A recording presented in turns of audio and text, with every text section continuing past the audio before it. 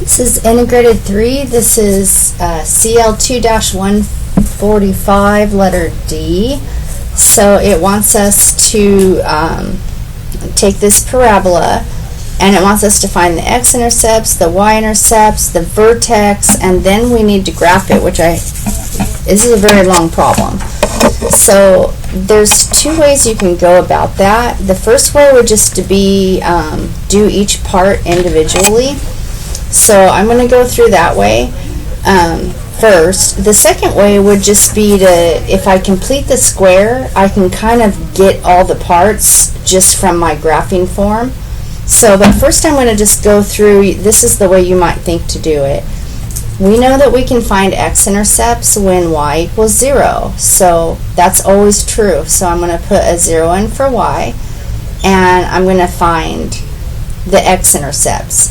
Well, I tried factoring, it did not work, so I put it in the quadratic formula down here. I said A was 1, B was 5, C was 1. I plugged them in, I did the calculation, and I came down to here, and I put them in decimal form because I know in a minute or later I'm going to have to graph them, and that's going to help me know where on the graph that number lies.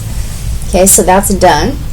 And then I could find the y-intercept. It's always true that if the y-intercept happens when x equals 0, so I took this original and I put in 0 wherever there was an x, and that calculates out to just be y equals 1.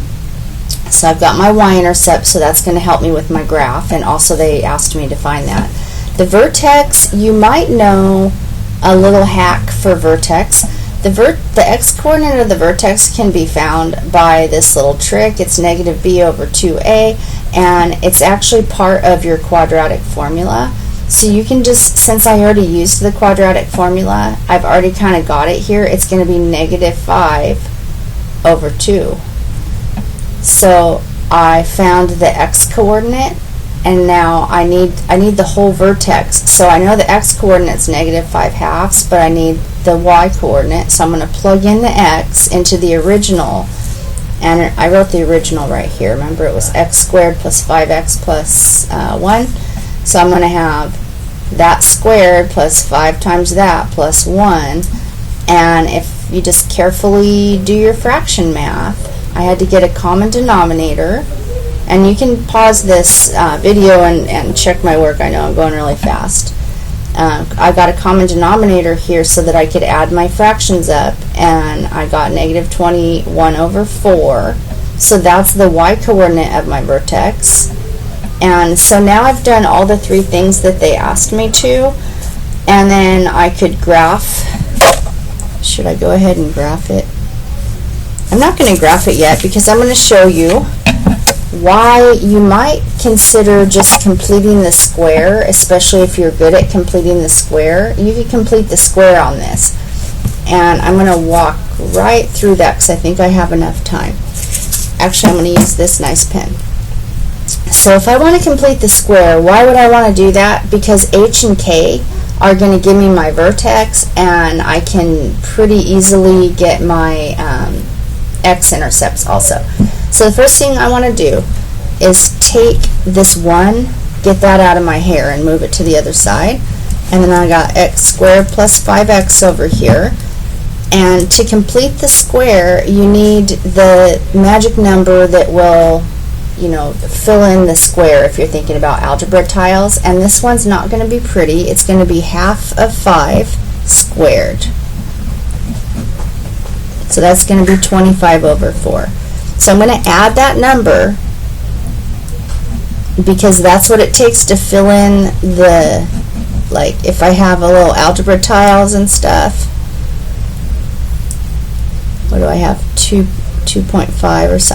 I mean, you can't even really draw this because I would need like a skinny little half tile. But this little area right here, that's the, I don't know, I call it the magic number. That's the 25/4.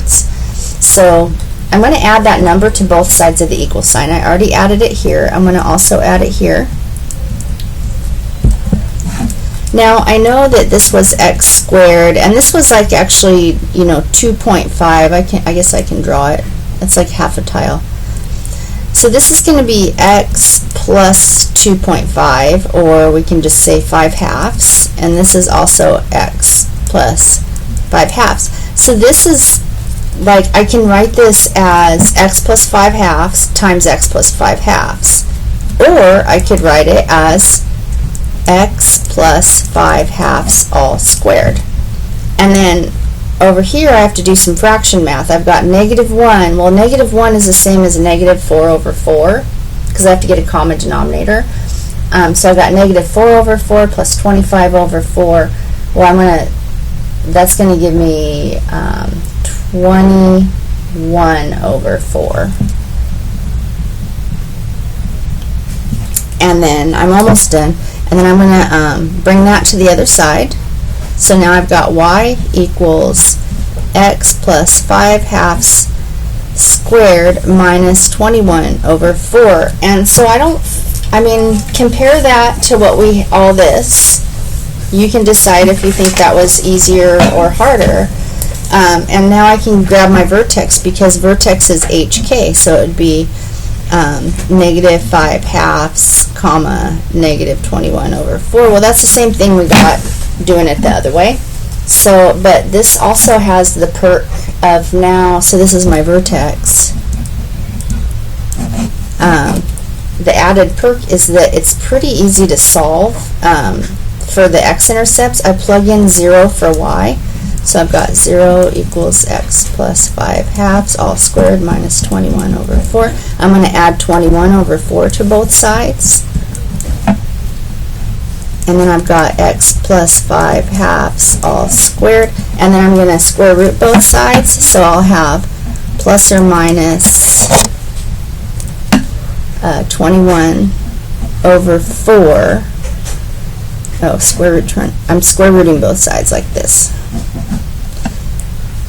Is equal to x plus 5/2, and then I'm going to subtract 5/2 from both sides. Okay, and then I've got -5/2 plus or minus square root 21/4 equals x, right? Because I got the x by itself. Isn't that the same thing? Okay, and then I can rewrite that like this. Plus or minus square root 21/2. I can write it as -5/2. I can do common denominator. I've got a common denominator. Anyway, you can compare that to what we got here. If you're not comfortable with completing the square, you're not going to probably want to do it this way. You can do it the other way. It doesn't matter, but I'm going to graph it now. So I need an x and a y. I've got my y-intercept is at 1.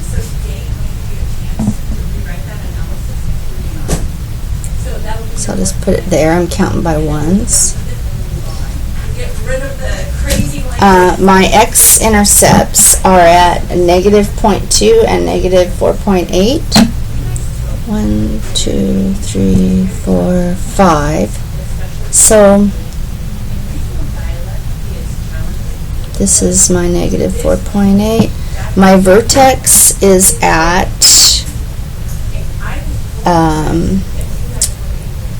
so that would be -5/2. So that's -2.5. 1, 2, 3. Somewhere. I'm making a line of symmetry. -2.5 and -21/4. What is that? That's going to be 5 and 1/4. 5.25. 1, 2, 3, 4, 5, 6. And so then if I connect them, I think that's a good enough graph. So I hope that helped.